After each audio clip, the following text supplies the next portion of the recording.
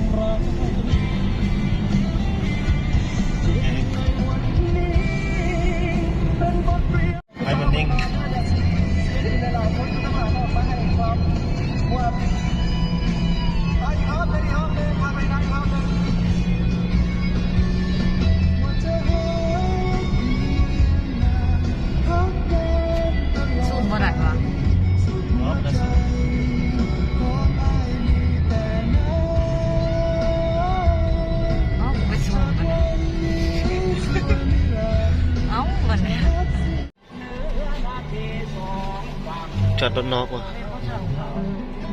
เดี๋ยวทำผลสารวัตรกันเนาะเฮ็ดเบียร์อยู่งานได้ก็ขึ้นมาเลยไปป่าเซ่ไปกับซิลเดี๋ยวไปกับเซ่เนาะที่โอกาสดีได้เขาไม่เลยบอกว่าเฮ็ดเบียร์อยู่ป้องกันไฟเรือแล้วก็ต้นอยู่เป็นแบบเบียร์การศึกษาทางการศึกษาเป็นนี้เอาไปนักเรียนหมดเลยส่วนหลายจะเป็นเสริมวิชาชีพ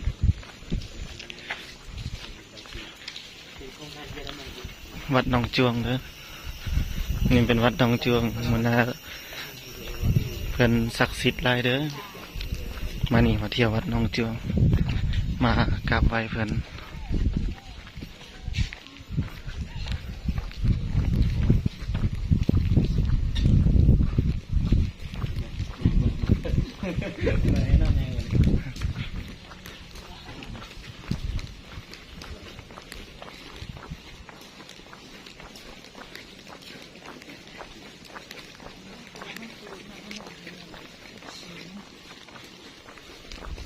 แต่วันนี้กับซีเมื่อเซ่เนี่ยไม่ละลมมันเยอะเกิดที่ภาพไปเจอกัน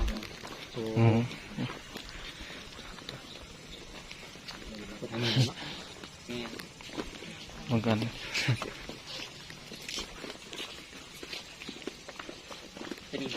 ทำไฟหุบเลยเด้อป้อมเดียวเลยกัน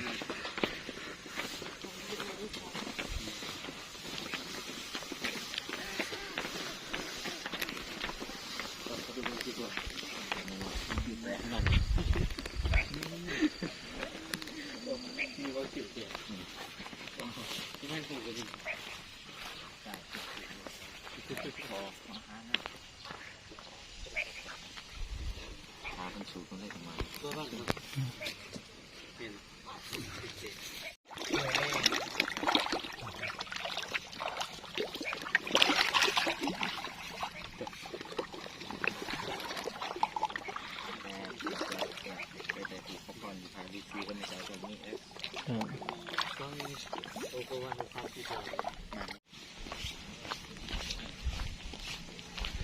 วัดหนองจวงเด้อ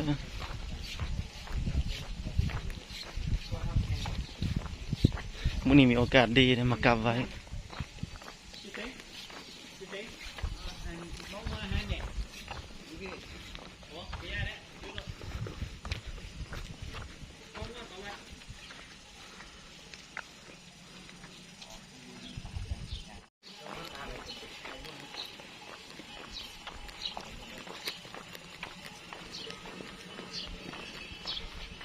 ก็ได้ก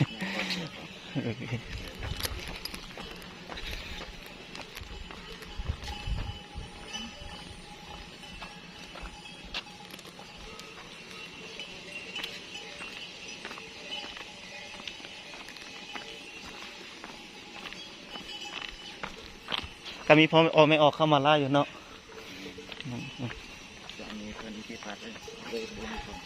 โอ้โหเนาะเขาขี่มาพี่คิดว่าปิดวัด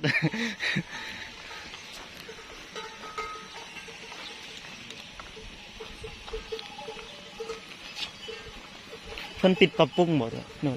ปิด เป็นยังสายขาย โอ้สร้างพระเป็นต้นนั้นบ่ 508กับท่านพ่อแ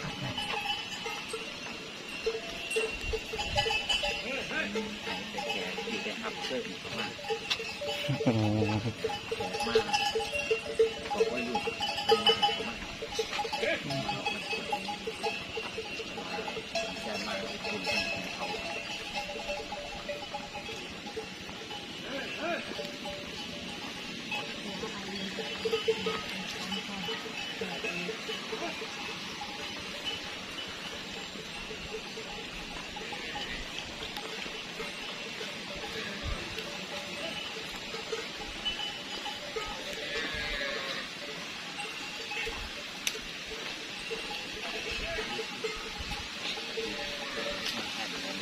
ท่าน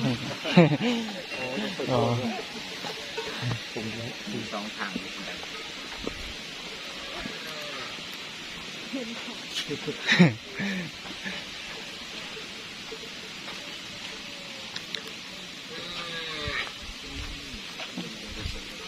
ลงไปหลุมมันโอ้คันไดลงไปนี่ขึ้นทางหลังเพราะ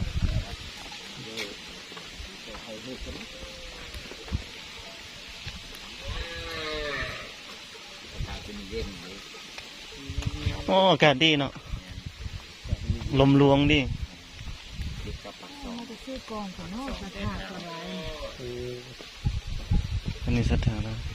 แต่เราต้องมีสถาบัน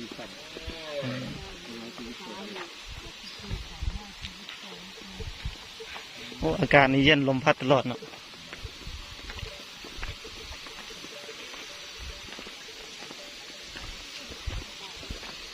ค้างกันเป็นสวนกาแฟเลย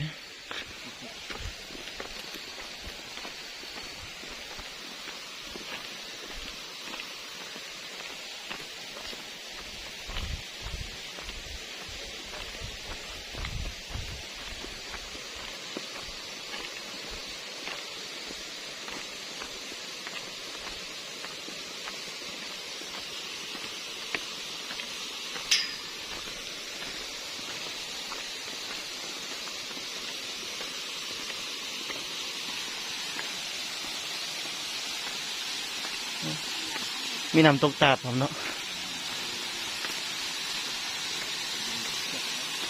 นอนอยู่ในวงเล็บเล็บของเขาเป็นหนังบอกบอกอยู่ตัว อืมเป็นยังว่านำออกบ่อจนภายในวัดนี่เลยแม่นบอก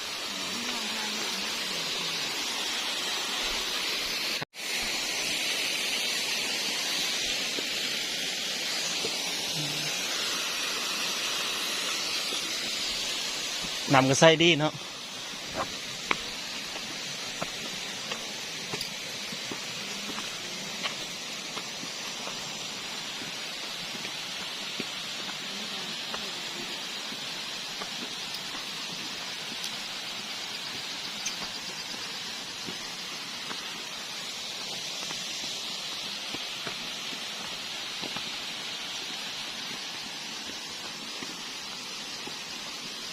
อันเพิ่นจะเปิดวัดปกติคาดว่าประมาณเดือนใดจู ที่แต่ท้องท่านที่แก่ขนาดนี้ เดือนนี้มันปิดชั่วคราวเนาะแต่ว่าสิเปิดใหม่ด้วนบ่สร้างพระแล้วบ่เจ้า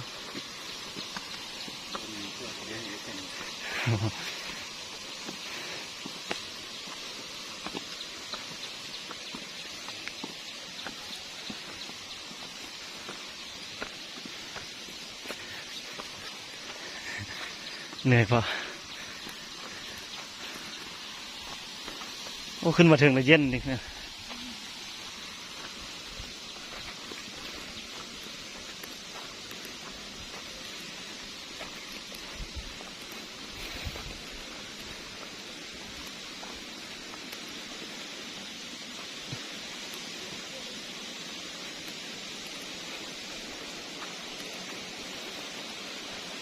มีครบทุกสัตว์บ่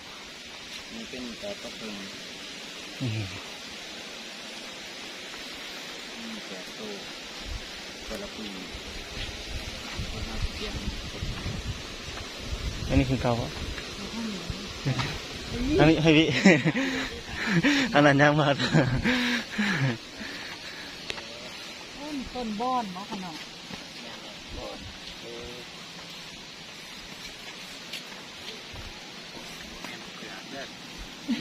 ใครคือกกเผือก บอนเนาะ เผือกอันนี้ว่าคือกกเผือก ง่ายมาก ใหญ่เนาะใส่สายพันธุ์นะใหญ่ดี ตั้งนี้ ที่เลย เริ่มทำเดียวนี่คือ บ่เคยมา ดีดีนี่นะครั้งแรก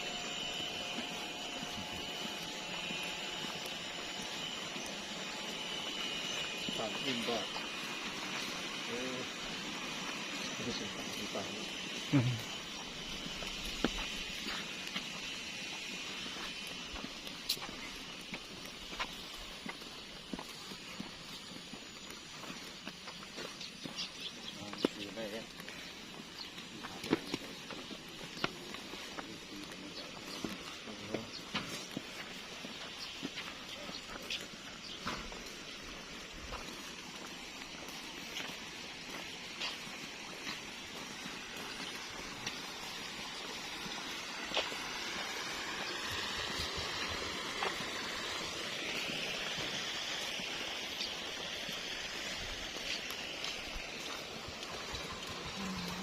ชื่อเป็น ค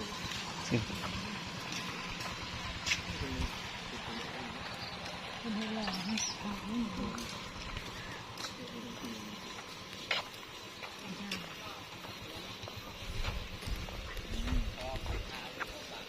เจ้ากุกผมว่า มีคนนี้ก็ปาก นี่คือตัวอย่างมากเลยนะน่าหลักนะ แมนวัดเพิ่นงามวัดเพิ่นงามเลยแล้วก็ศักดิ์สิทธิ์ ให้เราให้เราให้ไม่ได้ให้นี่นะคนที่อย่างมากนี่มันเลือกคนเดียว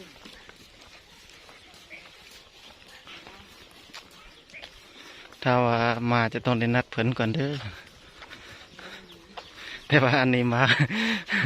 มาสุกเซินมาแบบอยู่โจมก็เลยบ่ได้นัดเพิ่น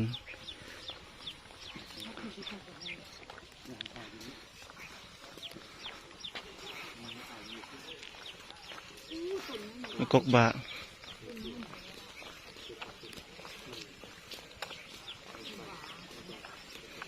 กกบะ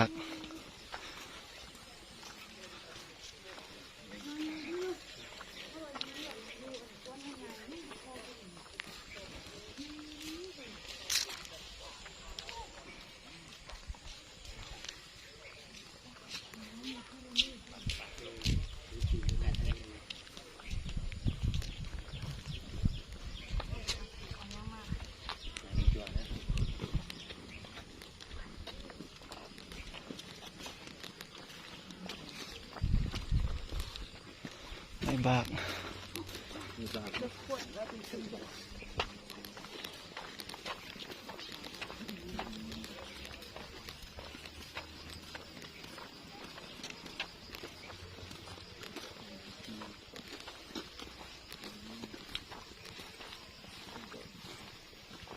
ตอนแล้ว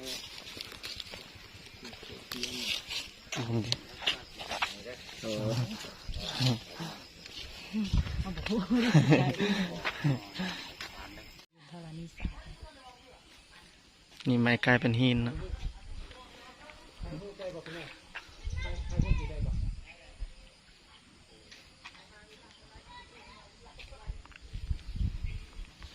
นี่เพิ่นว่าไม้กลายเป็นหินเนาะ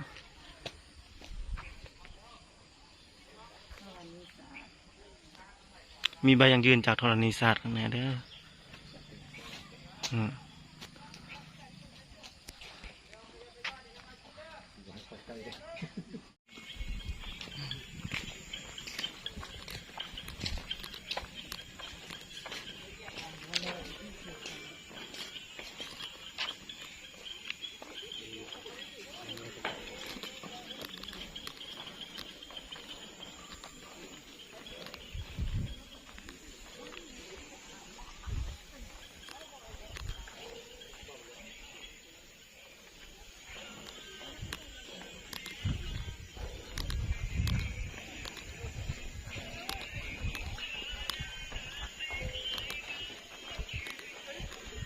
มันใส่ดอกไฟโซลาร์เซลล์หมดเนาะ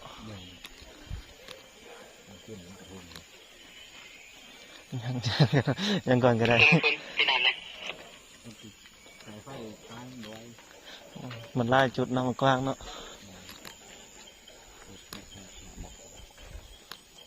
เป็นสลัด ใช่ครับ ช่องเรากระตุกอยู่บนโบนะจนข้างล่างนะ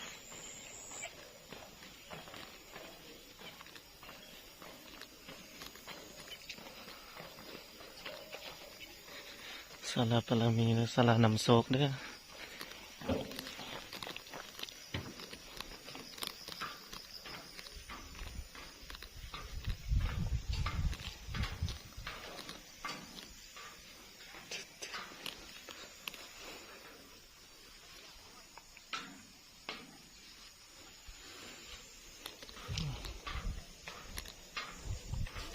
ศาลานำโศกนำใสเอาเนาะ